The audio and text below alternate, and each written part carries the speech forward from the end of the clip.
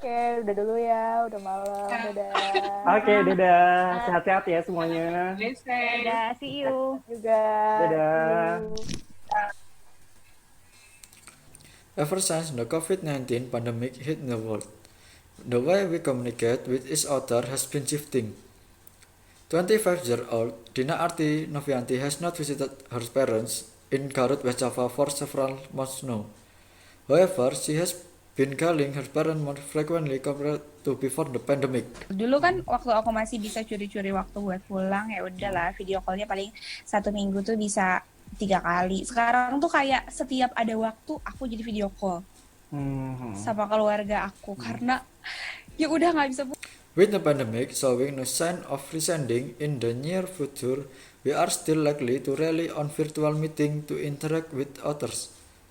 However, some limitations may keep us from regularly communicating with our loved ones such as signal disruption.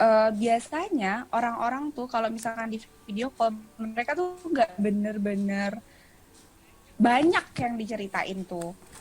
Karena kita juga harus gitu, kita tuh harus adjust waktu kita kan. Misalkan ya udahlah video call ya, hayo gitu kita video call. Tapi kadang-kadang mereka ada interupsi apa. Tapi kalau misalkan ketemu langsung, itu tuh mau nggak mau pasti ya kesannya tuh beda. Mau nggak mau apa yang lebih gimana ya, lebih anget aja gitu loh.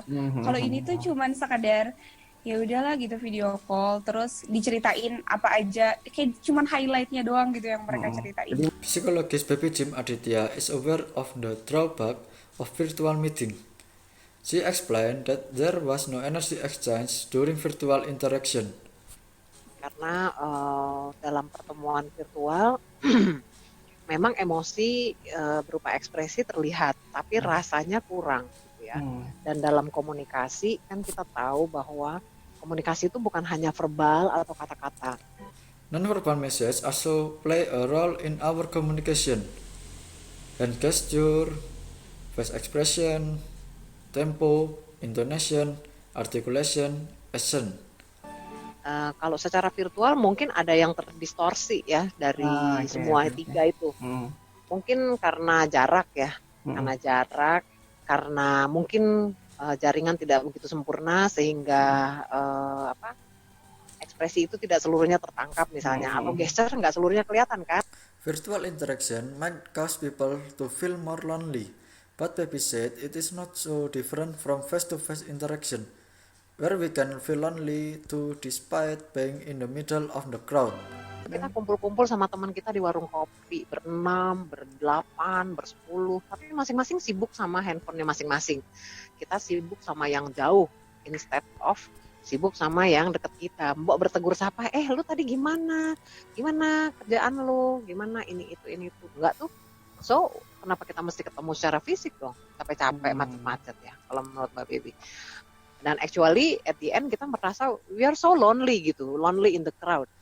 COVID-19 has only shifted ways of communication but also our daily habits. Before the pandemic, there was a frequent coffee shop visitor. Persis di sebelah Plaza Senayan, jadi sebenarnya hampir tiap hari nongkrong. Oke. Karena sekedar ngopi ke Starbucks atau ke food court atau ke restoran, dan itu juga kadang bosku tuh tipikal orang yang laid back kan, jadi dia sebenarnya lebih suka ngobrol-ngobrol santai, ngomongin soal kerjaan secara nggak serius, sehingga kita lebih sering makan siang di luar. Jadi kalau seminggu bisa dikatakan 3-4 kali ya, hampir tiap hari.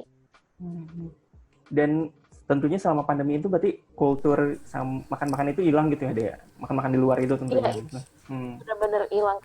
This change of culture has affected many coffee shops, including Relung Kopi in Tebet, South Jakarta.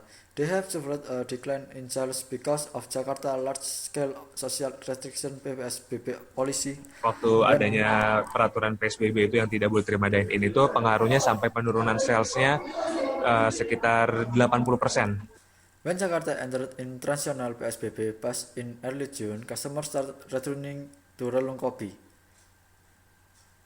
The coffee shop now provide outdoor seating to help customers maintain a safe physical distance.